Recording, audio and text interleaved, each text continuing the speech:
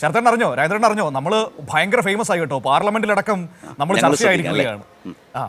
പാർലമെന്റിലടക്കം നമ്മൾ വലിയ ചർച്ചയായിരിക്കുകയാണ്. ഇന്നലെ ബ്രിട്ടാ സാറിന് മുമ്പിൽ പെട്ടുപോയ സുരേഷ് ഗോപി നമ്മളെക്കുറിച്ചൊക്കെ പാർലമെന്റിൽ എന്തൊക്കെയോ വിളിച്ചു പറയുന്നുണ്ടായിരുന്നു.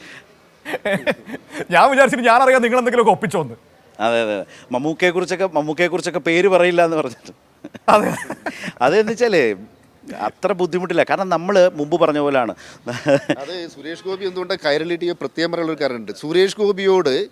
സുരേഷ് ഗോപിക്ക് ഇഷ്ടമില്ലാത്ത ചോദ്യം ചോദിക്കുന്ന കേരളത്തിലെ ഒരേ ഒരു ചാനൽ കൈരളി ടി വിയാണ്. നമ്മൾ ആ തെരഞ്ഞെടുപ്പ് പ്രചരണ കാലത്തുണ്ട്, നമ്മൾ നിരന്തരം ചോദ്യങ്ങൾ ചോദിച്ചുകൊണ്ടിരുന്നപ്പോൾ കൈരളിയാണോ എന്ന് ചോദിച്ച് തൊഴുത് കൈകളോടെ എഴുന്നേറ്റ് പോയ ഒരു സുരേഷ് ഗോപി നമ്മുടെ മുമ്പിലുണ്ട്, നമ്മുടെ ഓർമ്മയിലുണ്ട്. നമ്മൾ ചോദിച്ചുകൊണ്ടേയിരിക്കും, ചോദിക്കാതെ. ഇന്നലെ ന്യൂസ് ആൻഡ് വ്യൂസിലൊരു അനുഭവം ഉണ്ടായി.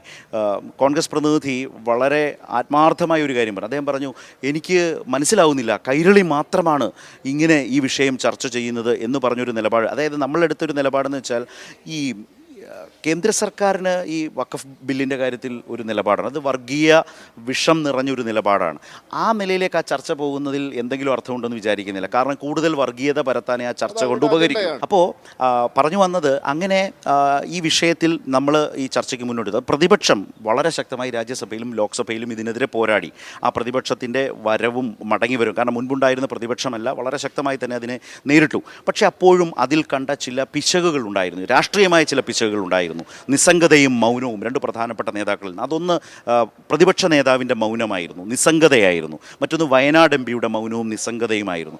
അതടക്കം അത് ഇന്ത്യ മുന്നണിയെ എങ്ങനെ ബാധിക്കും എന്ന വിഷയം ചർച്ച ചെയ്തപ്പോഴാണ് കോൺഗ്രസ് പ്രതിനിധിക്ക് അതിൽ വലിയൊരു അത്ഭുതമോ പരിഭവമോ ഒക്കെ ഉണ്ടായത്. അപ്പോൾ ജെയ്ക്സി തോമസ് ചർച്ചയുടെ ഒടുവിൽ പറഞ്ഞു, പ്രതിപക്ഷ നേതാവ് മൗനം പാലിച്ച് ലോക്സഭയിൽ ഇരുന്നതുപോലെയല്ല, മറ്റു മാധ്യമങ്ങൾ എടുക്കുന്ന നിലപാട് പോലെയല്ല.